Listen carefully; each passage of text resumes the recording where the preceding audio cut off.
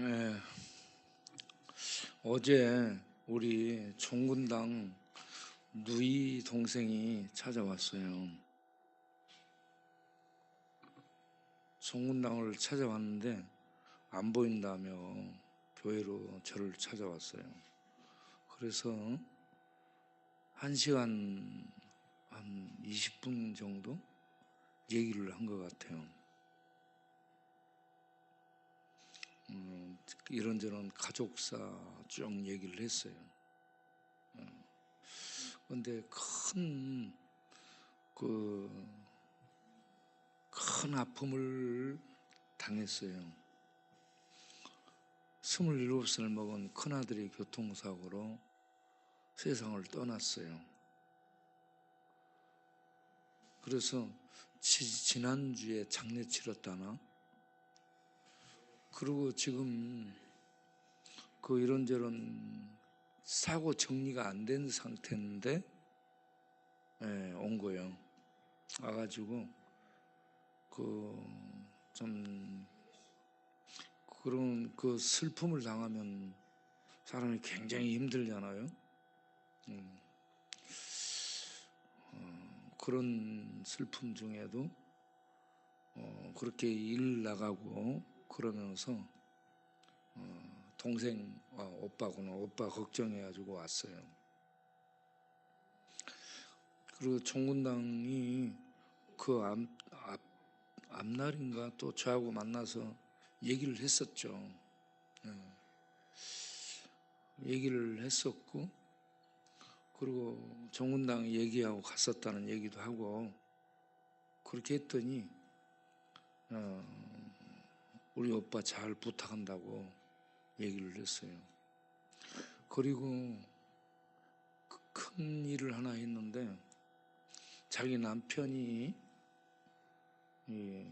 좀 거칠게 살았던 사람인데 자기 남편을 이렇게 신앙을 하게 해가지고 목산수를 받게 했다라고 얘기합니다. 그러기까지 얼마나 많이 힘들었을까. 7남매인데 그리고 종군당 위로 형제들이 다 잘 살아요. 잘 사는데 돌보지 않는다는 겁니다. 그러니까 자기네들끼리만 통한대요. 그래서 그렇게 찾아온 거야. 오빠 잘 부탁한다고. 그래, 참 그런 아픔들을 얘기를 하고 기도해주고 그렇게 하니까 이제 막 울더라고. 그런데 오늘 종군당이 찾아왔어요. 종군당이 찾아와서 종군당하고 저 밖에 가서 제가 다니는 미용실이 있어요. 오랜만에 거기 가서 이발하고 종군당 데리고 공원 돌고 운동을 좀 하려고 했는데 비가 오더라고. 비가 오는 것 같아가지고 지하도로 가서 운동하면 좋겠다 싶어가지고 영등포 지하상가로 갔어요. 지하상가에 가서 운동하다가 거기 발 지압하는 데 들어가서 지압 좀 했지. 20분. 그러고 나와서 위로 올라가지고 내가 볼 일이 있어가지고 잠깐 어디 들어갔다가 나왔는데 그러고 난 사이에 이제 교회 앞에 오니까 교회 앞에 있어요. 저는 이 종군당이 같이 다니면서 보니까 전도를 잘해요. 본인이 뭐라고 얘기하냐, 목사님 난 능력을 많이 받았어. 능력을 받았더라고. 그래서 아무나 붙들고 전도합니다. 이게 능력이에요. 그런데 이제 그 아무나 붙들고 전도하는 것이 술만 안 마시고 그렇게 하면은 다 통할 것 같아요. 그러니까 앞으로 술만 안 마시고 그렇게 전도를 하게 되면 참 좋은 일꾼이 되리라라고 생각을 하게 됐습니다. 제가 5군이를 손잡고 다니면서 전도를 했었잖아. 오늘 종군당하고 계속 손잡고 돌아다녔어요. 종군당이 얼마나 나는 편한지 모르겠어. 나는 창기가 편하고요, 종군당이 편합니다. 종군당이 술 마시고 그래도 할 말 하고, 그리고 굉장히 이해력이 넓어요. 그리고 자기를 좀 붙잡아 달라고 늘 얘기합니다. 붙잡아 달라고. 자기가 마음이 약해서 늘 무너져 내리니까 자기를 좀 붙잡아 달라고. 저 중층에 앉아있는 우리 만택, 우리 만세전에 택함 받은 임만택 형제도 비슷한 이러한 사람이라고 생각이 들어요. 저는 오군이가 굉장히 예뻤어요. 창기가 또 굉장히 귀엽고, 우리 종군당이 얼마나 사랑스러운지 몰라요.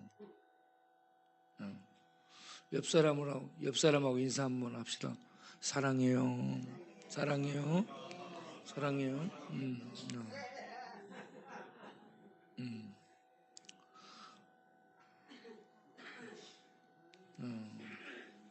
우리 홍동 형제님도 사랑합니다. 여러분, 출애굽기 34장 6절을 보게 되면 우리 하나님이 어떤 분인가 하는 말씀이 나옵니다. 읽어보겠어요.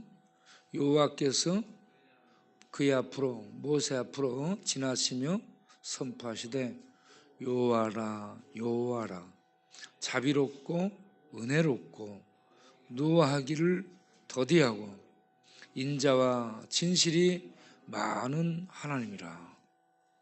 여호와라 여호와라. 하나님은 스스로 계신 신이라는 얘기입니다. 그 하나님은 자비롭고 은혜롭고 노하기를 더디하시고 인자와 진실이 풍부하신 하나님이시라라고 말씀을 합니다. 이 말씀이 시편 103편 8절에도 있고요, 시편 145편 8절에도 있습니다.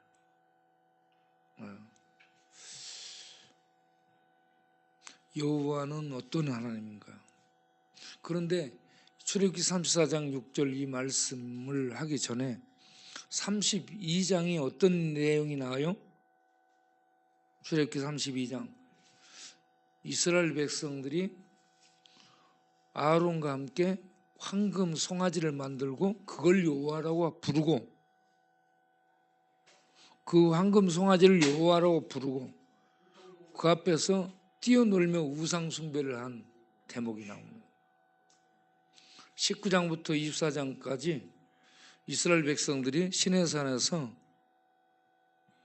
하나님 앞에 언약을 체결하고요, 언약의 법 10계명을 20장에서 받고 24장에 모세와 함께 송아지를 잡아서 피를 뿌리고 언약의 피라라고 하나님이 언약을 맺었다라고 선포합니다. 그리고 모세가 하나님 옆에 올라가서 돌판에 10계명을 받고 있을 때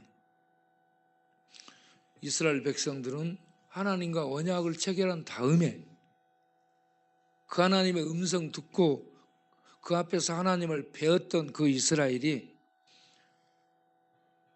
모세가 하나님 앞에 돌판에 계명 받고 있는 그때에 그 밑에서 아론과 함께 금 송아지를 만들어 놓고 그걸 신이라고 여호와라고 그 앞에 춤추며 뛰면서 찬양하는,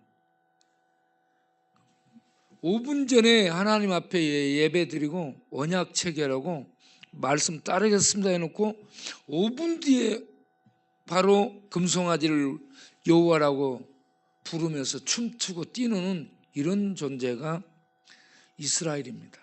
이런 존재가 인간이에요. 인간. 이스라엘은 인간을 대표하는데 우리들이 다 그렇다는 얘기입니다. 그래서 하나님이 진노해요. 하나님이 출애굽기 34장에 모세를 향해서 내가 이것들을 쓸어버리겠다라고 얘기합니다. 34장 9절부터 보면 그런 말이 나옵니다. 33장 33장 9절부터 출애굽기 33장 9절부터 보면 말씀하시고, 그리고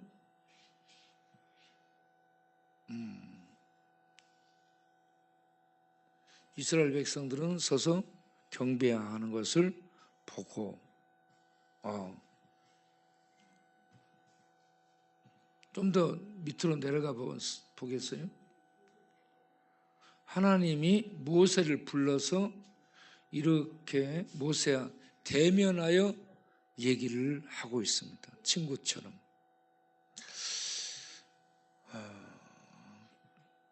그리고 이렇게 하는 것을 이스라엘 백성들이 전부 다 보고 있죠. 그리고 34장에 가서 34장을 한번 보겠어요. 34장.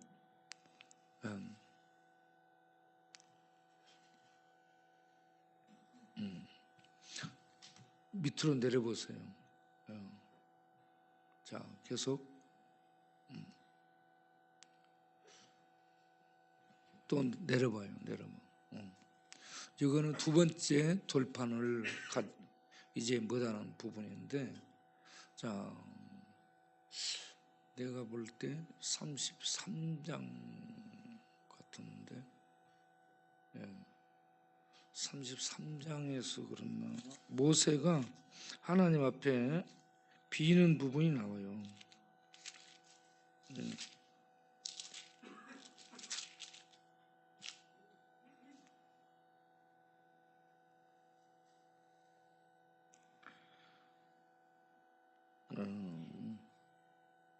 자, 32장 32장을 보겠습니다.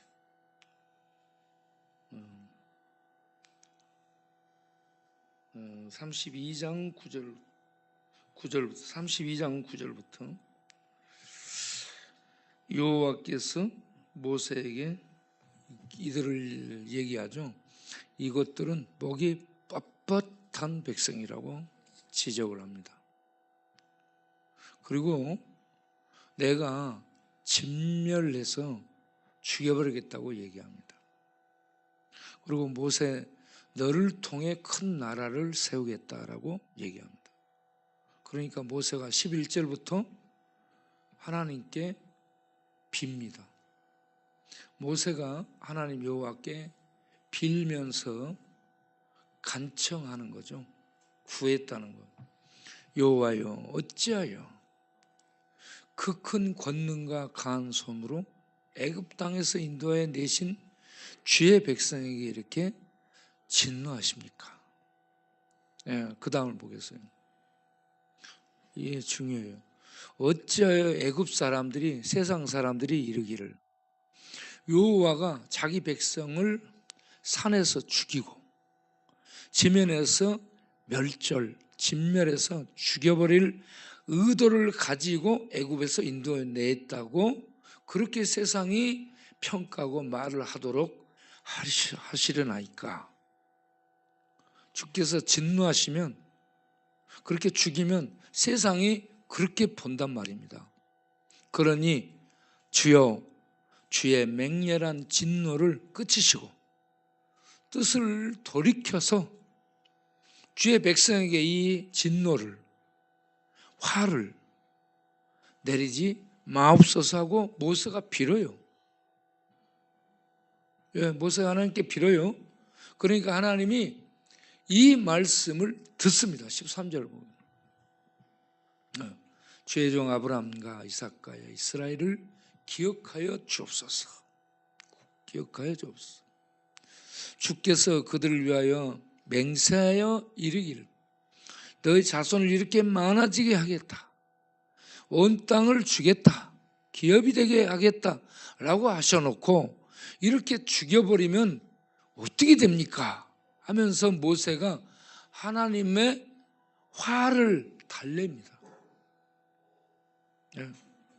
그래서 하나님이 모세의 이 기도를 듣고 뜻을 돌이켰습니다. 할렐루야. 이렇게 뜻을 진노를 내리려고 이스라엘이 지금 죽을 죄를 지었어. 그래서 진노를 내리려고 했어요. 그러다가 이렇게 모세가 비니까 하나님이 화를 돌이키셨다는 얘기입니다. 이걸 가리켜서 34장 6절에 출애굽기 34장 6절에 하나님은 화를 돌이키시는 분이에요. 화를 내리려고 했다가도 화를 내리지 않는, 그래서 자비를 베풀어 준다라고 얘기하는 겁니다. 네. 여러분, 우리는 다 이렇게 하나님 앞에 진노를, 멸절을, 능히 진멸을 당할 존재예요. 없애버림을 받을 존재라는 얘기입니다. 그런 우리들을 하나님이 불쌍히 여겨서 자비를 베풀었다는 건 불쌍히 여겼다는 얘기입니다. 우리가 잘해서 봐준 게 아니고 하나님이 불쌍히 여기셔서 자비를 베푸신 겁니다. 그러면 뭘 보고 불쌍히 여기느냐? 여기서는 모세가 중보 기도를 하는 자로 나오죠. 그 모세의 중보자 역할이 예수님의 중보자 역할을 미리 보여준 예표였습니다. 예수님이 중보자가 돼가지고 우리를 하나님의 진노에서 자비로 돌리는 역할을 하신 분이라는 얘기입니다. 그래서 예수님이 우리에게는 구세주가 되는 겁니다. 이번 주일에 읽었던 스가랴 3장 2절 보면 우리는 진노의 불구덩이 속에서 불타고 있는 존재여야 됩니다. 불타고 있는 존재여야 되는데 거기서 꺼냈어요. 꺼내서 불을 끈 새까맣게 끌린 존재. 이걸 다시 말하면 여호수아가 하나님 앞에 섰는데 온 몸이 죄악으로 더럽혀져 있는 존재라는 얘기입니다. 온몸이 새까맣게 거슬려 가지고 진노받아야 되는 그런 우리였는데 여호수아가 하나님 앞에 섰는데 그 모습이 온전히 더러워진 혐오스럽고 가증스러워서 하나님이 진노해야 되는 그런 존재인데 하나님이 불쌍히 여겨서 자비를 베풀어 준 거. 그 다음 밑으로 내려가서 보겠어요. 더러운 옷을 입고 있다 했죠. 그 밑에. 그런데 하나님이 더러운 옷을 벗기라라고 얘기합니다. 그들의 죄악을 제거하여 버렸다라고 얘기합니다. 죄악을 그 더러운 더럽혀진 옷에 묻어있는 그 더러워진 죄를 하나님이 제거해 주셨다라는 얘기입니다.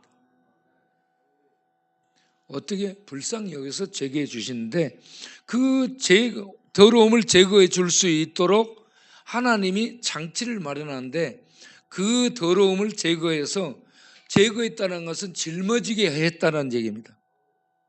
다른 존재에게 짊어지게 했어요. 그 짊어진 존재가 3장 8절에 나오는 종순입니다. 종싹. 하나님의 뜻을 이룰 자이기 때문에 종이라고 얘기해요. 그런데 그는 연한 싹처럼 순처럼 세상에 사람들 앞에 가치 없어 보이는 그런 존재로 연한 순으로 태어나게 되는 그런 존재임을 얘기합니다. 그 연한 순으로 태어나는 존재가 이사야서 11장 1절에 나오고 있죠. 연한 순. 이사야 11장 1절 보면 이새의 줄기에 산 싹이 난다. 이 싹이 그 싹이에요. 다윗 왕의 후손으로 태어나는데 성경은 이새의 줄기에서 태어난 싹이라고 얘기합니다. 다윗 왕은 힘 있는 권력자예요. 힘 있는 권력자의 왕 후손으로 태어나는 것이 아니고 다윗 왕의 아버지의 이름이 이새예요. 이새의 그 후손으로 연한 가지가 태어난다라고 얘기합니다. 싹이 태어날 거라고. 이새는 농부입니다. 농부 후손. 그러니까 아무도 알아주지 않는 연한 싹으로 태어나리라는 얘기입니다. 그래서 이사야 53장을 보게 되면 연한 싹으로 종순인 메시아가 오는 거예요. 그리고 우리의 죄를 짊어질 자로 온 거예요. 이사야 53장을 보여주겠어요. 1절부터. 자, 그래서 이사야 53장을 보게 되면 종순 싹으로 온 이렇게 죄를 짊어질 메시아. 이 싹과 가지, 연한 가지는 메시아를 의미하는 것. 숨겨진 용어입니다. 구약에 숨겨놓은. 그래서 메시아가 와서 우리들의 죄를 짊어지고 죽을 것에 대해서 예언을 하게 되는데 이걸 누가 믿었느냐? 믿지 않는다는 얘기입니다. 자, 그 다음을 보세요. 2절. 그는 주 앞에서 자라날 이새 줄기에서 연한 순으로 자라나 아주 광야에서 메마른 땅에서 힘이 없는 가냘픈 줄기 싹으로 자라나. 그래서 연한 순 같고 마른 땅에서 나온 뿌리 같아서 고운 모양, 그리고 풍채. 세상 사람들이 하고 그냥 인정할 만한 외양도 풍채도 스펙도. 스펙이 요즘 굉장히 중요해요. 어느 학교 나오고 어떤 고시 패스하고 어떤 직책에 좀 근무했고 그런 다음에 뭘 했는지 이런 것 스펙을 굉장히 중요하게 보는 세상인데 예수님의 인생의 스펙은 마구간에 태어나고 나사렛에서 산동네에서 살고 목수로 지냈고 학교를 다닌 적이 없어요. 왕인데, 메시아는 왕을 의미하는 용어예요. 하나님의 왕 메시아가 세상적으로 보면 아무런 스펙이 없어요. 내놓을 만한 거 없어요. 그래서 저분이 메시아라 그러니까 누가 믿었냐 이거예요. 믿을 수 없다는 얘기예요. 안 믿어진다는 얘기예요. 이렇게 숨겨진 존재였습니다. 우리가 보기에 믿을 만한 것이 하나도 없었다. 그 다음은 계속 보세요. 그리고 그분은 세상으로부터 멸시를 받아가지고 버림받았는데 이게 무슨 메시아고 신이야 이 말이에요. 예? 강고를 많이 겪었어요. 고생을 많이 했다는 거예요. 예? 그리고 우리의 질고를 아는 자, 질병으로 고통당하는 그 아픔들을 안다는 얘기입니다.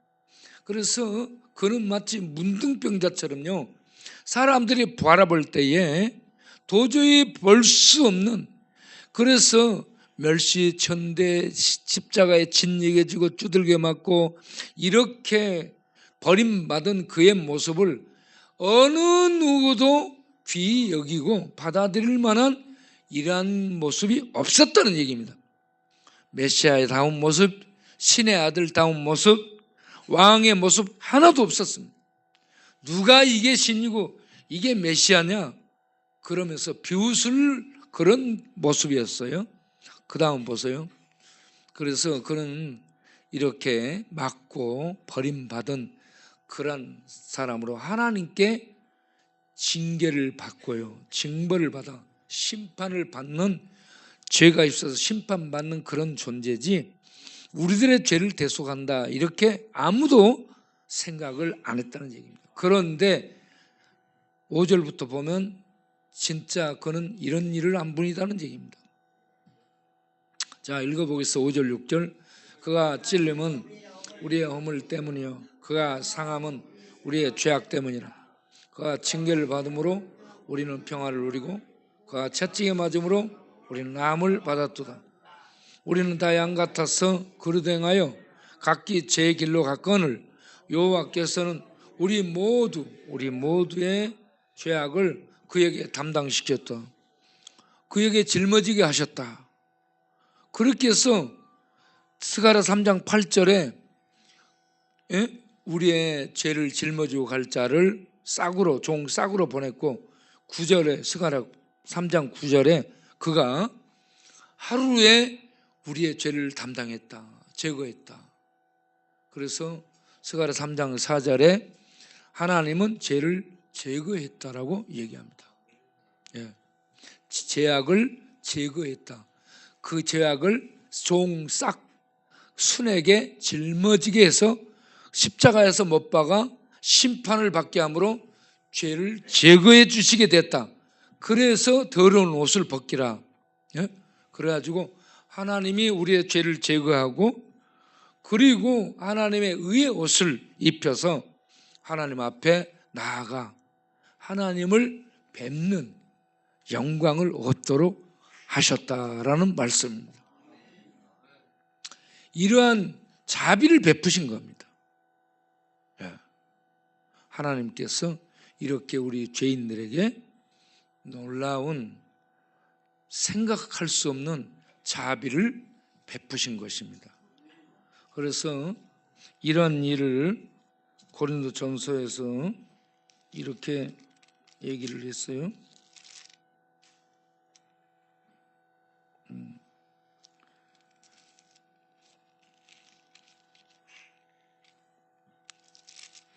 자, 고린도전서 2장 9절. 고린도전서 2장 9절을 보면 우리는 몰라요, 이것을. 자, 읽어보겠어요. 기록된 바 하나님이 자기를 사랑하는 자들을 위하여 예비하신 이러한 모든 것은 눈으로 보지 못하고 귀로 듣지 못하고 사람의 마음으로 생각지도 못했다. 아무리 똑똑해도 이걸 생각지도 못했고 알지 못했다는 얘기입니다. 그런데 마귀도 이걸 몰랐습니다. 마귀도 몰랐어. 마귀가 이걸 알았다면 영광의 주님을 죽이지 않았죠. 마귀가 예수님 죽여버리면 신의 아들 왔잖아, 알잖아.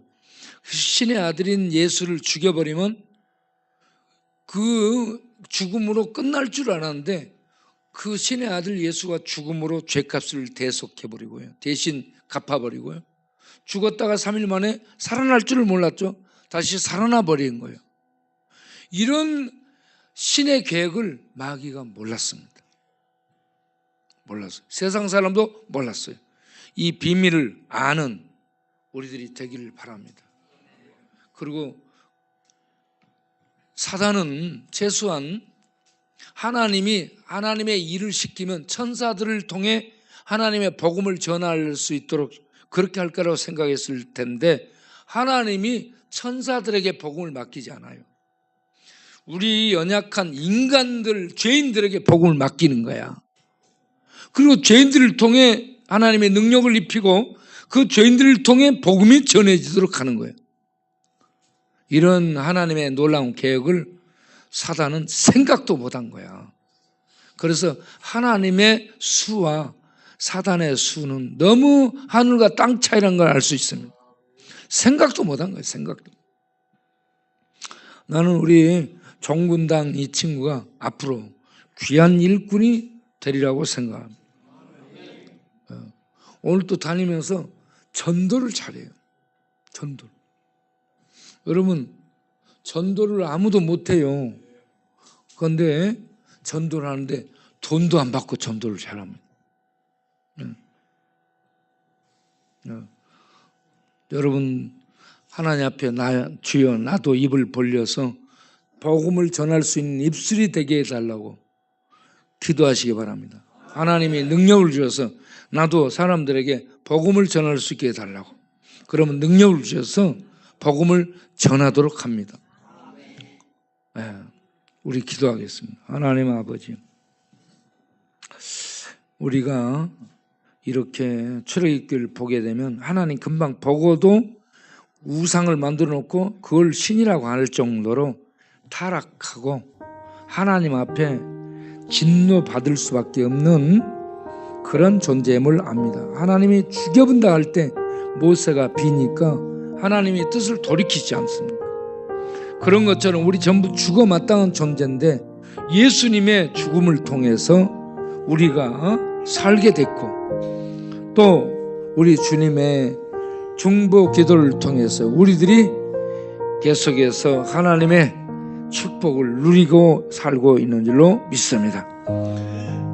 그리고 이제 우리가 이 비밀, 하나님의 놀라운 비밀들을 몰랐었는데 성령의 역사로 비밀을 알게 해주시고, 우리 더러운 불 가운데서 꺼낸 거슬린 이 스검댕이 같은 더러운 존재들을 예수 그리스도의 피로 씻으시고, 종싹이 되신 예수 그리스도의 피로 씻으시고 깨끗게 하셔서 의로운 옷을 입히고 하나님 영광을 뵙도록 해주는 이런 자비를 베푸시는 하나님이 이렇게 자비로운 분이라는 것을, 우리 예수님의 구속의 그 은혜를 받아들여서 우리를 죽이지 않고 이런 자비를 베푸시는 분이심을 알고, 여호와는 자비로우시고 은혜로우시고 노하기를 더디하시고 인자하심이 풍부하신 하나님이심을 세상에 전하는 하나님의 입술들이 될 수 있도록 우리에게 성령으로 충만케 하시고 능력을 더하여 주옵소서. 그리고 그 은혜를 감사하고 그 은혜가 우리 영혼 속에 들어가서 힘을 얻고 마음 속에 들어가 마음이 치유되고 생각이 치유되고 교정되고 바꿔지고 정신과 감정과 기억들이 치유되고 회복돼서 하나님의 은혜가 있어서 하나님의 은혜로 사람을 보고 하나님의 은혜로 사람을 대하고 하나님의 은혜로 복음을 전하고 하나님의 은혜로 일을 하고, 그래서 우리의 일과 우리의 만남들이 하나님의 은혜와 사랑이 충만히 흘러가서 우리가 사람을 만나면 살아나고 사람을 살리는 역사가 일어나게 해 주옵소서. 예수님이 죄인들을 만나면 문둥병자가 살아나고, 죄로 마비된 중풍병자가 살아나고, 죄로 더럽혀진 세리가 살아나고, 죄로 잡혀서 정처없이 방황했던 막달라 마리아, 귀신에 잡혀 방황했던 막달라 마리아가 정상을 회복하고 주를 수종하며 섬기는 일꾼 된 것처럼 우리들이 주의 은혜를 입었으며 주의 은혜를 전하는 일꾼들이 될 수 있게 하여 주시고, 나아가서 복음을 전할 수 있는 능력 있는 입술들이 되도록 축복하여 주옵소서. 귀한 헌금을 드립니다. 받아주시고 하나님 물질의 복도 주셔서 더 많이 나누는 부유한 자들 되게 하여 주옵소서. 예수님 이름으로 기도합니다. 아멘.